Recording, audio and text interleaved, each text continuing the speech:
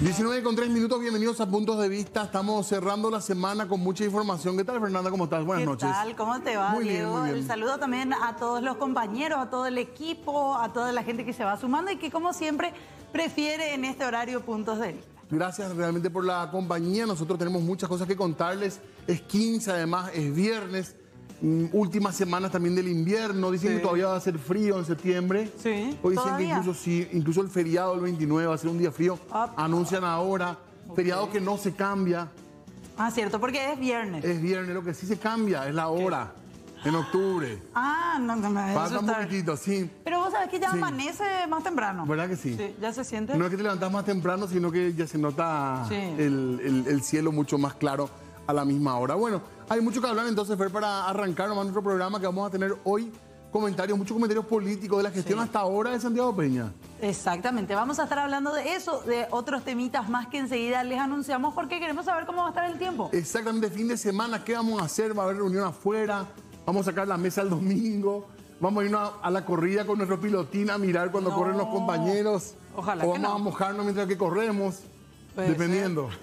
Cielo escasamente nublado el que tenemos a estas horas, 19 grados la temperatura, una humedad también un poco más baja en comparación a estos últimos días, 48% de humedad y viento noreste a apenas 7 kilómetros por hora. Muy bien, esta noche la temperatura va a ir en descenso y a la madrugada tendremos 15 grados de temperatura ya en las primeras horas del día sábado. Vamos a ver un poquito qué es lo que pasa en los próximos días con el pronóstico extendido. Para mañana sábado, cielo nuevamente escasamente nublado, 16 grados de mínima, jornada bastante fresca, al amanecer cuanto menos y después ya se vuelve cálida a calurosa. 32 grados es la máxima pronosticada para mañana sábado. Y para el día domingo con cielo algo nublado, pero sí temperaturas ya mucho más altas, la mínima incluso 24 grados y la máxima 36, calorcito ya desde la mañana. Ok, o sea que a correr, pero con protección solar, de claro, por ahí, con es bien tempranito, hidratado. pero ya se va a sentir, Sí. Así que los compañeros que tomen todos los recaudos también. Y para el lunes, sí, después de la corrida histórica del SNT, se viene la lluvia aparentemente. Desde el lunes se pronostica tiempo inestable, 25 grados de mínima, 36 grados de máxima. Me parece que vamos a estar ante ese nuevo calor húmedo una vez más. Ah, mira un poco, Fer, lo que estás diciendo. Y el martes 20 la temperatura mínima y la máxima 30 grados. Entonces, ya para el día martes también con tiempo inestable con algunas precipitaciones.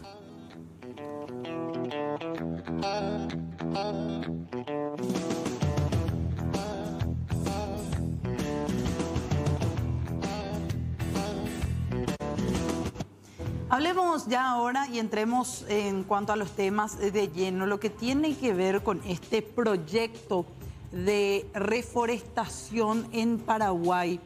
El Banco de Desarrollo de América Latina y el Caribe anunció una inversión bastante elevada, de hecho que dicen será histórica para nuestro país, de hasta 15 millones de dólares en el Fondo de Impacto Forestal SAIF en Paraguay. Este fondo, ¿qué es lo que hace? Tiene como objetivo impactar y financiar, en este caso, un ambicioso proyecto de plantación forestal que abarcaría más de 60.000 hectáreas y esto se realizaría al sur de nuestro país. Tiene como finalidad transformar tierras degradadas, tierras que son poco productivas, por ejemplo, también en terrenos de alto rendimiento en donde se pueda generar esta acción de reforestación y que pueda a su vez significar cambios positivos en términos ambientales, sociales y económicos, no solamente para el país, sino a la vez para lo que tiene que ver con la región en general. Reiteramos, este es un proyecto que va a ser financiado, se anunció, será financiado por el Banco de Desarrollo de América Latina y el Caribe.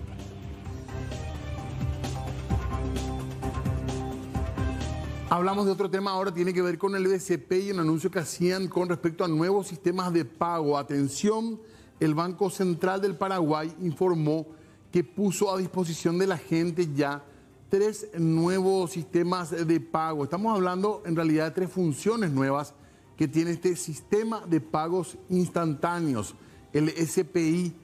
¿Cuáles son estos sistemas? La devolución de fondos, solicitud de devolución de fondos y subparticipantes. Esto, dicen desde el BCP, es un hito que representa un avance en la idea de modernizar los servicios y también dar un entorno más eficiente y seguro a las transferencias a través del SPI. Las nuevas funciones han sido desarrolladas con el objetivo de mejorar la experiencia de los clientes e incorporar más participantes al ecosistema del SPI, dando así una mayor eficiencia.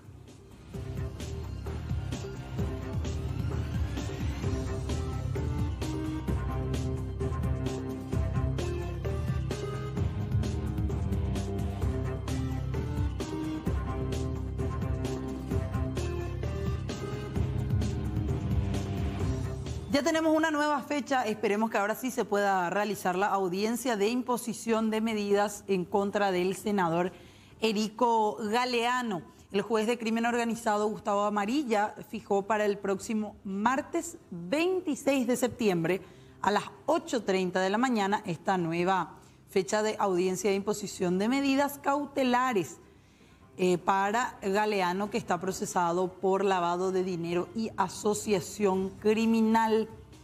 Esto es finalmente lo que tiene que ver con Erico Galeano. A su vez, el juez ordenó la inhibición general de enajenar y gravar bienes del procesado, así como el bloqueo de todas sus cuentas en bancos de plaza, cooperativas y otras entidades financieras.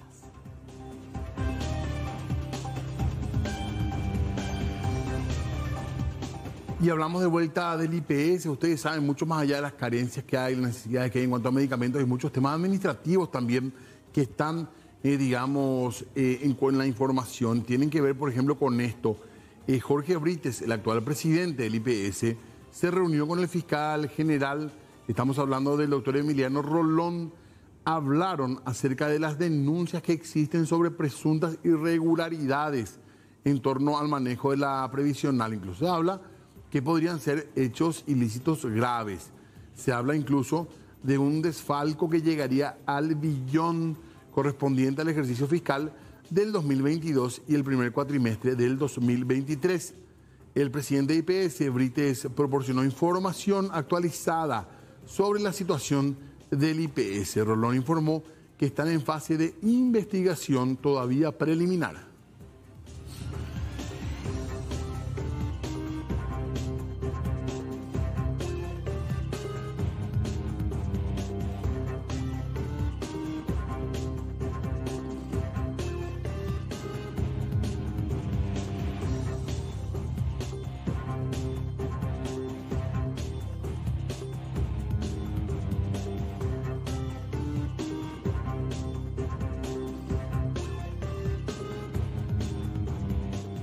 Y hablemos ahora de este viaje que va a realizar el presidente de la República, Santiago Peña.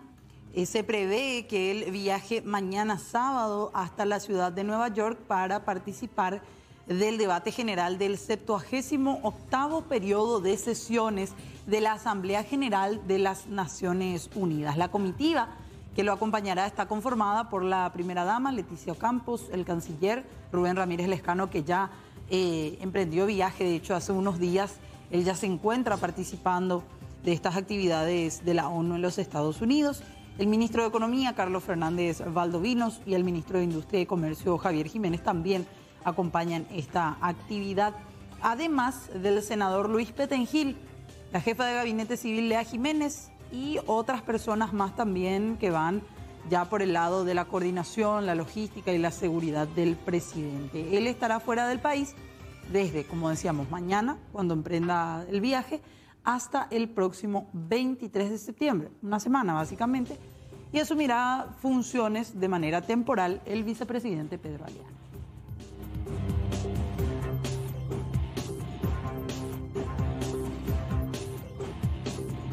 Hablamos del ambiente judicial de vuelta para referirnos al caso Díaz Verón. Atención con esto, el juicio al ex titular del Ministerio Público. Hablamos del doctor Javier Díaz Verón, también de su esposa María Selva Morínigo. Continúa en una jornada que está marcada por algunas exclusiones, algunas pruebas que fueron sacadas del juicio, tanto de la Fiscalía como de la defensa técnica de los acusados. De acuerdo a las consideraciones del tribunal, se resolvió excluir un informe técnico relacionado a cuestiones veterinarias y ganado, junto con las declaraciones testificales de dos profesionales en cuestión.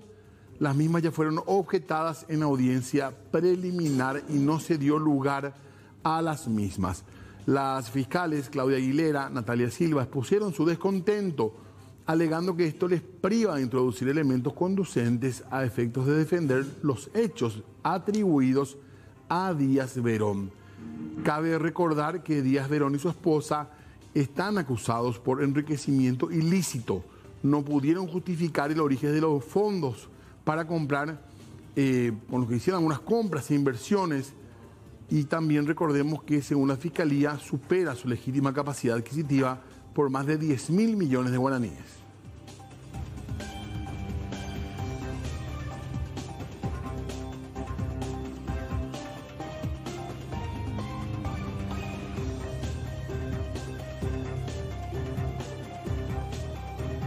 Una vez más están alertando sobre falsos gestores del Ministerio de Hacienda, es decir, personas que se hacen pasar con respecto a estas funciones específicamente. Desde el Ministerio de Economía y Finanzas alertaron que todavía persiste un esquema de estafas. Se trata de personas que se hacen pasar por gestores o funcionarios del Ministerio de Economía. Ellos, ¿qué es lo que hacen? Contactan con las víctimas, le ofrecen supuestamente una ayuda para poder acceder a cobros de pensiones alimentarias. Principalmente este tipo de estafa se da en lo que tiene que ver con esas pensiones que deben cobrar adultos mayores. Y hasta ahora incluso ofrecen subsidios de PTU. Y ante la ingenuidad y muchas veces el desconocimiento es que muchas personas terminan cayendo. El Ministerio de Economía lo que aclara es que, en primer lugar, el servicio, el programa, mejor dicho, de asistencia social de PTU y PTU 2.0 se cerró ya en el 2021. Desde esa época ya no funciona. Además, hablan de que hay solamente una línea habilitada para consulta sobre el programa de adultos mayores. Y los funcionarios del ministerio no tienen ningún tipo de autorización para llamar o realizar propuestas a los eventuales beneficiarios. Por este motivo es que instan a las personas a seguir denunciando hechos similares, a tener en cuenta que ningún gestor se va a comunicar con una persona para ofrecerle acceder a pensiones o a ningún tipo de subsidio. Hay que tener muy bien en cuenta eso y que siempre se trata de personas malintencionadas que por lo general buscan en realidad sacar algún beneficio económico, cierta suma de dinero a las personas.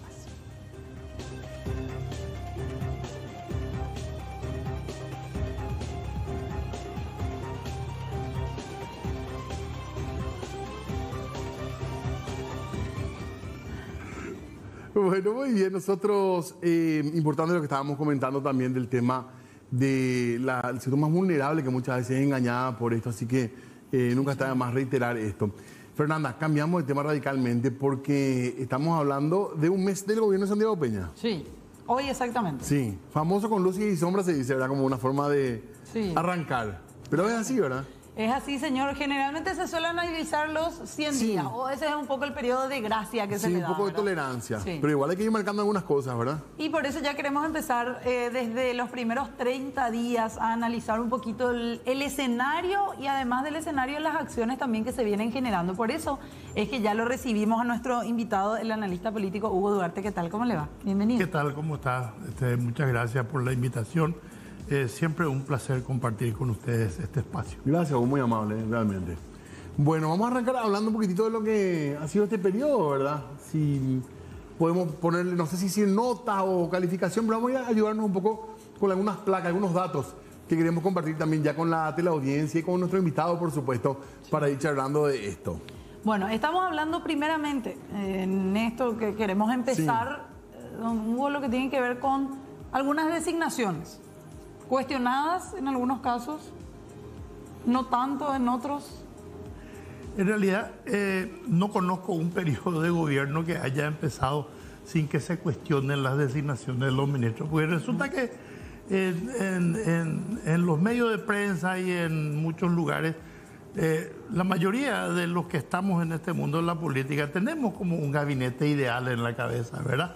O por lo menos el perfil del gabinete ideal, que a veces es total y absolutamente, es radicalmente opuesto a lo que realmente es la realpolitik, digamos, porque claro, para conformar un equipo de trabajo se tiene que tener en cuenta muchos factores, ¿verdad? Y aquí entramos en el mundo de la política dura. Hay pactos, hay compromisos, hay acuerdos que se hacen para compartir, para hacer un poco de cogobierno con algunas personas que contribuyen a la campaña con algún territorio, alguna estructura, y eso tiene... Por más que genere crítica, perdón que te interrumpa, por más que genere crítica en la opinión pública. Por más que genere crítica en la opinión pública, para el sistema político y para el gobierno es fundamental cumplir con la palabra, primero al interior del proyecto. Lo primero, porque gana credibilidad, claro, y también así tiene una cohesión en sus filas, ¿verdad? Que es muy importante hoy en día, en donde eso desaparece de la noche a la mañana, ¿verdad? Lo primero en lo que uno piensa, al menos yo pienso cuando usted detalla eso, es el cambio en el Ministerio de Agricultura, por ejemplo. Se cuestionó, pero no por la persona que iba a ir al Ministerio de Agricultura, sino porque decían, era en realidad que lo que tenían que hacer era sacar un senador para que entre Nano Laverna, el hijo de Calé, por ejemplo, ¿verdad? La realidad es que había otro escenario, también otro escenario en donde había fuerzas que estaban pugnando. Había una asociación de productores sojeros de la zona de Alto Paraná y Canindeyú, una zona que tiene creo que 15.000 asociados, que envió una nota solicitando que se le nombre a la productora Claudia Russer como ministra de Agricultura. Sí. Por el otro lado, la Unión de Gremios de la Producción también estaba presionando por el nombramiento o por la continuidad del ministro Bertoni. Sí. Y en ese escenario estaba la presión de intergrupos políticos que exigían que se cumpla el pacto que se había hecho internamente de que tenía que acceder una persona o un candidato que estaba como suplente, tenía que acceder a la titularidad. A mí me dio la sensación, no sé si qué opinan, pero como que ese grupo de gente que termina después siendo renombrada, digamos, en el tema de Itaipú, ese parece ser el sector con el que está más cómodo Peña, ¿verdad? La gente de más confianza, como que se reservó esos cargos realmente y como que el resto hubo sí más pacto. Sí. ¿Ese es su primer anillo, se puede decir? Sí, yo creo que el presidente tiene un primer anillo que es clarísimo. Lo conforman la jefa de gabinete, una profesional muy solvente, muy destacada, Lea Jiménez, y el ministro de Economía, aparte de probablemente algunas otras figuras que por ahí estén. Creo que también el ministro del Interior forma parte,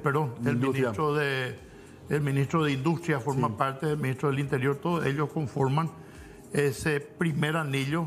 Probablemente, como no conozco la interna del Movimiento Honor Colorado, puedo estar equivocándome con algunos nombres, pero creo que estoy más o menos dentro de la... Y sí, como que se dejó, bueno, pongamos a lo mejor la gente que va a generar crítica, vamos a dejar en otros cargos. ¿Podría ser ese el ejercicio? Y yo creo que hay un muy buen manejo del humor social que hay para manejar esos anuncios.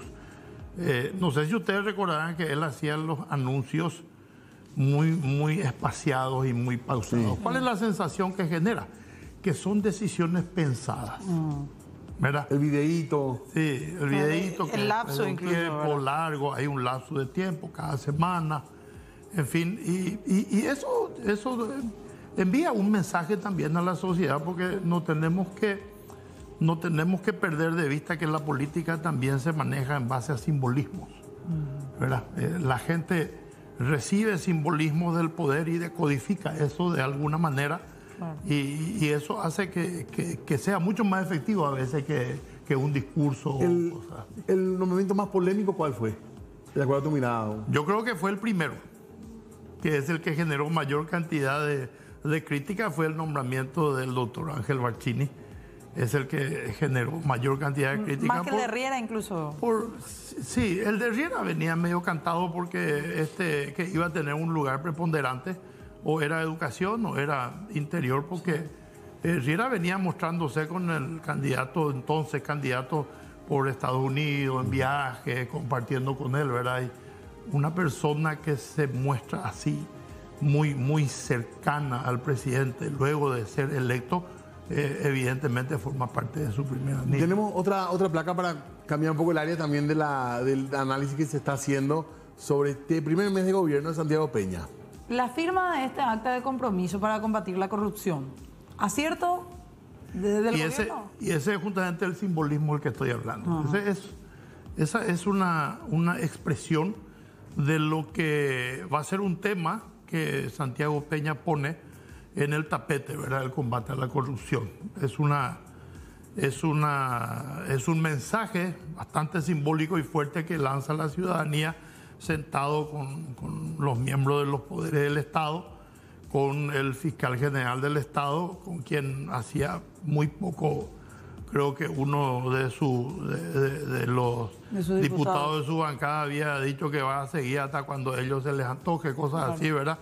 Pero sin embargo, todo esta reunión contribuyó a desechar ese ambiente de persecución que podía haber habido sobre todo en el Ministerio Público. La foto de unas horas antes con Erico Galeano no fue como que un baldazo de agua fría de esa firma del combate a la corrupción. Y sí, ¿no?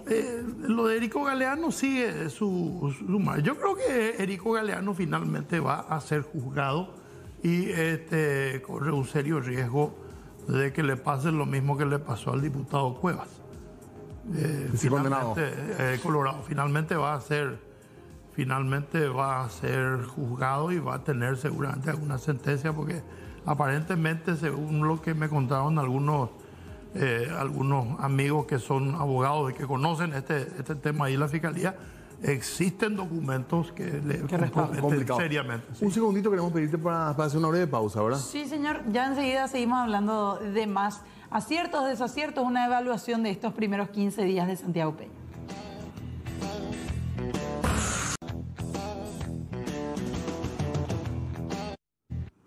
Muy bien, 19:32, ya estamos analizando un poquitito y escuchando un poquitito también sobre el tema del mes de Santiago Peña. Sí, señor, seguimos con eso. El cumplemes, el 15 de agosto. Un mes, porque... El cumplemes, sí, eso, acá nos acotan eso. ¿Qué? Que el primer cumplemes es todo lindo. Claro. En distintos ámbitos, ¿verdad? En el sentimental. Claro. ¿Y en el gubernamental? Y sí, algunas cosas sí. Vamos a preguntar más, ¿verdad? Sí, señor. Seguimos aquí con el analista político Hugo Duarte. Bueno, hablamos sobre el siguiente. La promulgación de la ley del Ministerio de Economía. Bueno, yo creo que en algún momento en la mente de Borda ya había algo parecido a esto en el gobierno de Nicanor. No era nomás el momento político seguramente propicio, pero había demasiadas cosas dispersas que deberían tener una orientación distinta. Yo recuerdo que en tiempo de Borda, por ejemplo, la Secretaría de la Función Pública directamente fue absorbido por el Ministerio de Hacienda, dependía directamente del Ministerio de Hacienda. Después se independizó un poco en los otros gobiernos, sobre todo en el de Fernando Lugo, ¿verdad? Se independizó completamente, y hasta ahora ahora sí, sin embargo, ya es totalmente absorbido por el Ministerio de Economía. A mí me parece que por el peso que tiene la actividad económica dentro de lo que es el Paraguay está bien, por el momento está bien. Me parece que se concentre eso y que haya una sola línea política de acción en ese sentido, ¿verdad? Hay críticas, por ejemplo, del lado de qué pasa con esos funcionarios cuyas direcciones, por ejemplo, se terminan fusionando, decían recursos humanos. Y seguramente, seguramente se va a tener que racionalizar algunos de esos funcionarios, van a tener que ir a algún lado. Otros seguramente optarán ya que no pueden hacer más carrera, van a optar por algún tipo de jubilación anticipada. Algunas salidas siempre estarán o van a migrar a otra institución. Pero le parece un acierto. Perdón, Diego. ¿Le parece un acierto? A mí, yo estoy de acuerdo. Siempre es importante. Este es un país muy conservador. Y acá yo creo que tomar la decisión de crear ministerios, eliminar algunos, cuesta un montón. Yo, en la historia política de este país, yo recuerdo que hay un solo gobierno, el del coronel Franco en 1936, el que realmente puso patas para arriba toda la estructura del Estado, creando ministerios que hasta ese momento no existían para nada. En esa línea yo valoro bastante esta creación de este ministerio. Y va a tener una línea realmente más de economía, digamos que más recaudador como era Hacienda. Esa es un poco la idea final, ¿verdad? Es la idea final. Ahora el Ministerio de Hacienda y su función recaudadora van a ser nada más que una parte de la función del Ministerio de Economía, que va a ser probablemente la rectora de la política económica y sobre todo la política, digamos, que tiene que ver con la recaudación y la asignación de los recursos dentro de una sola lógica. Sí. Tenemos otra placa para compartir con la teleaudiencia también, para ir hablando, seguramente la gente también está analizando este tema, por ejemplo, que ha sido seguramente los más comentados, celebrado en su momento, y tiene que ver con esto, reducción de precio del combustible de Petropar.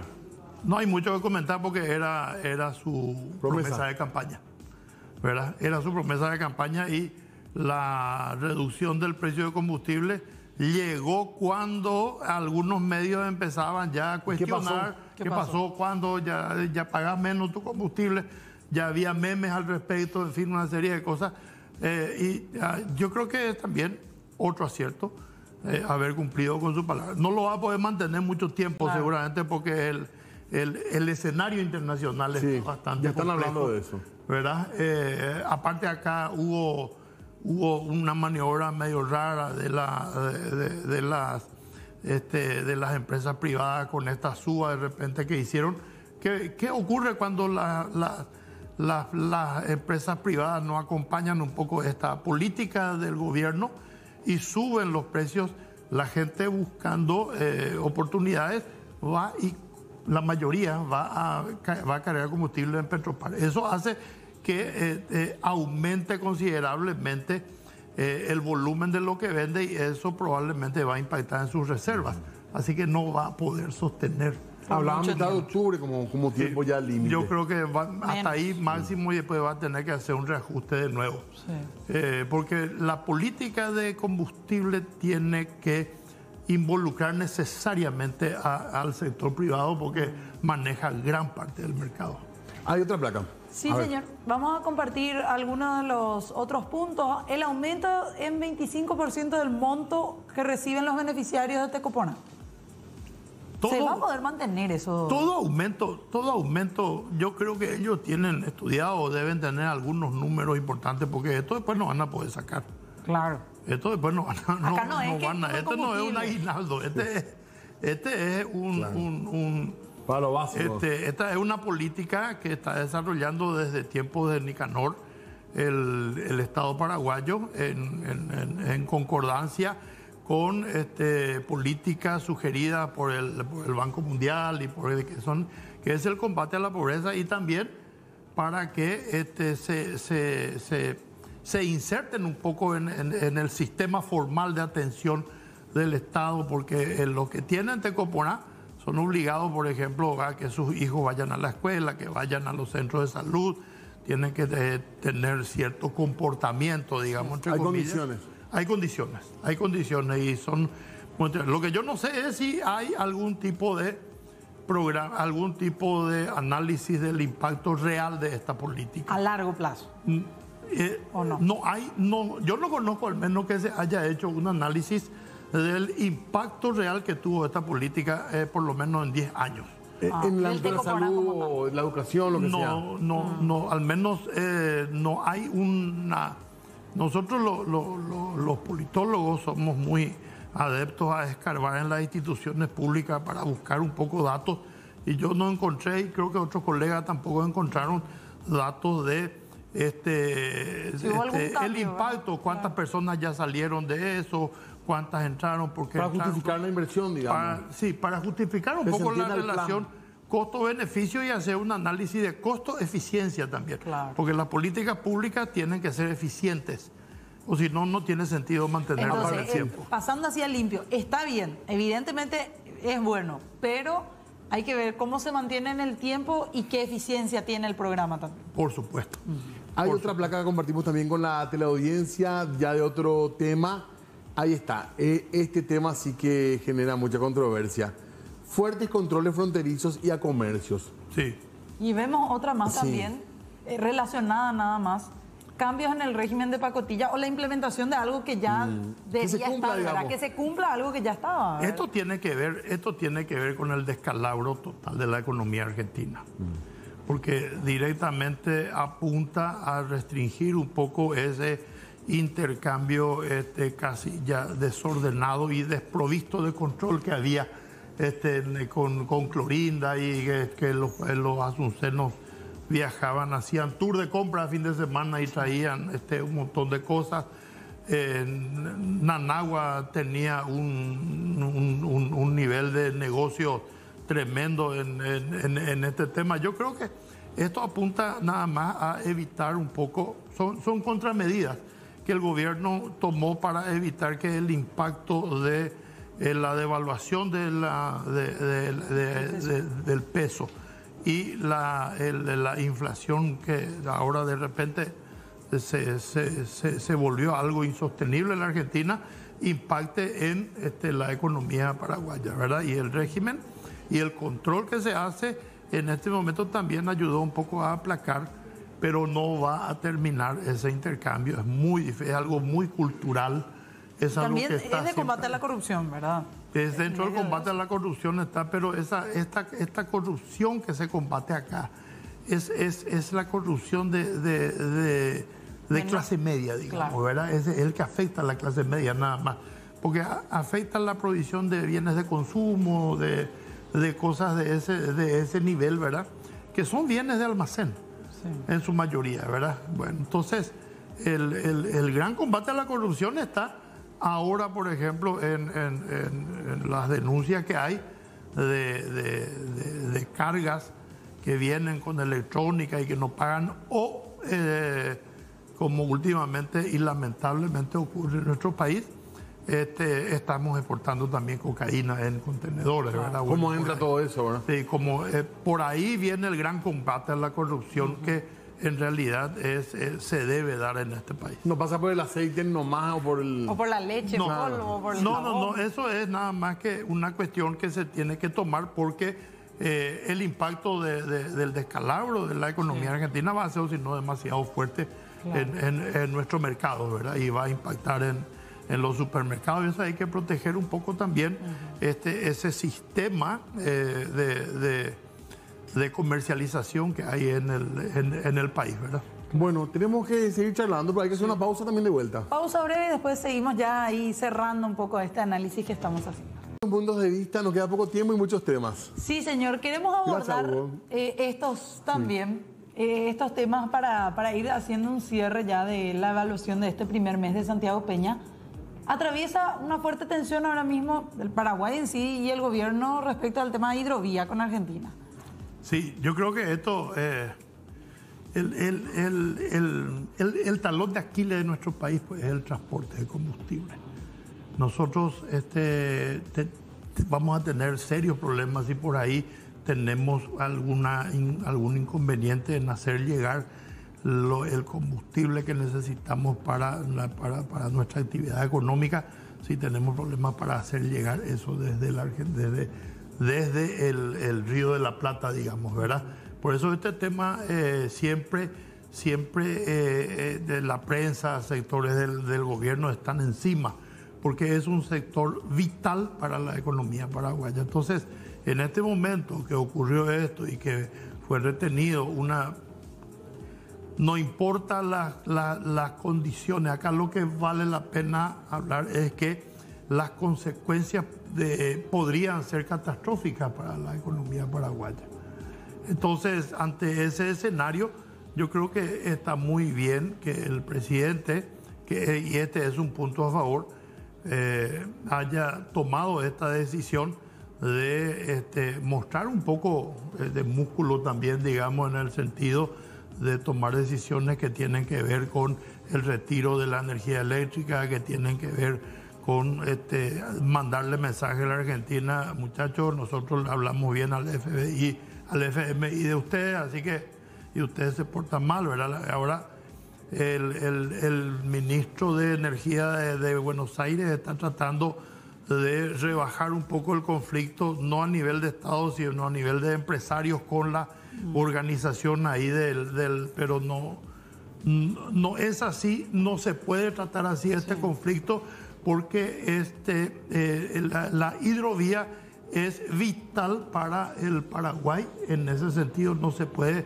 ni siquiera tolerar la posibilidad de que algún buque paraguayo o algún flete paraguayo de combustible se quede por ninguna causa retrasado. ¿No le vio en algún sentido bien al gobierno el tema de tener un enemigo afuera como para conducir un poco el discurso hacia ahí, digamos?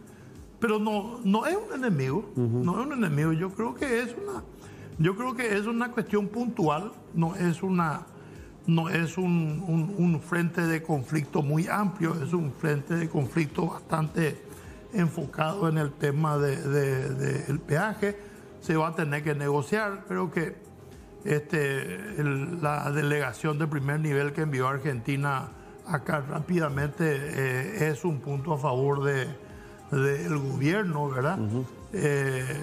Y no es un frente muy amplio, ¿verdad?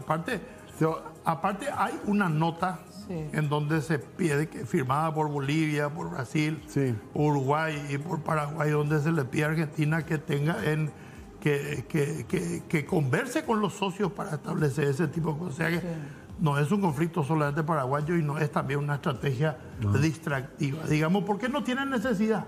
Claro. No hay necesidad, no hay conflictos internos.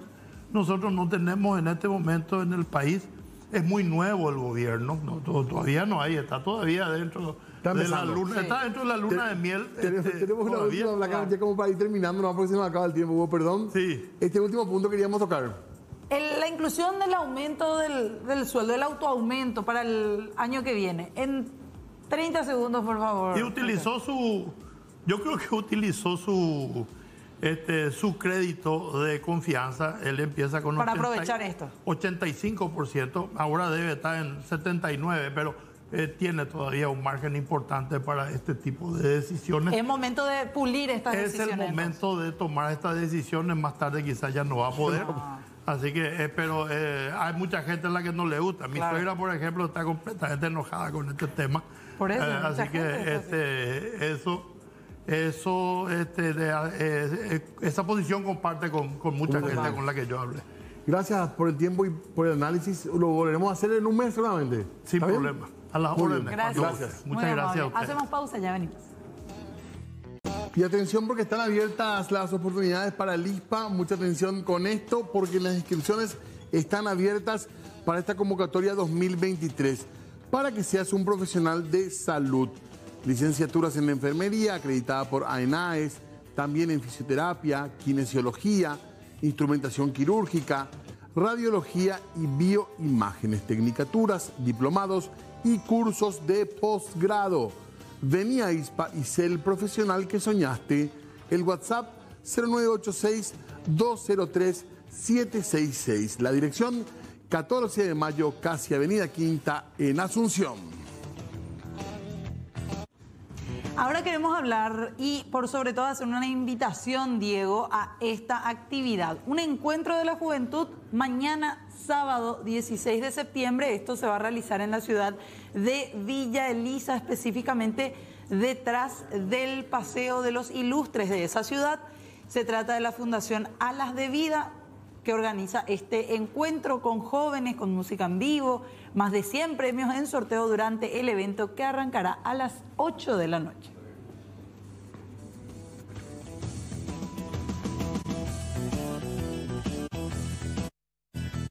Y también hablamos de la Universidad del Sol en esta jornada porque tiene que ver con la posibilidad de elegir algunas carreras más pensando un poco en el futuro, ¿eh? Así que ciencias jurídicas, criminalística, enfermería, con importantes descuentos, 20% en cuotas. Así que anotarse ahora y empezar a pensar en el futuro. También inscripciones abiertas. Y a esta hora, Fer, si me permitís, un breve saludo a Martín que nos está mirando. Un saludo a Martín, fiel televidente, ahí estaba atentísimo. Un gran saludo para él. Bueno, nosotros nos vamos. Nos vamos, pero volvemos el lunes. El día lunes. Y el domingo a la corrida. Y el domingo a la corrida, el fin de semana full preparándonos. Y ahora en segunditos viene una semana imperdible. Mariano López, todo el equipo ya está aquí preparadísimo para compartir una semana más con ustedes. Gracias a todos. Hasta pronto. Chao, chao.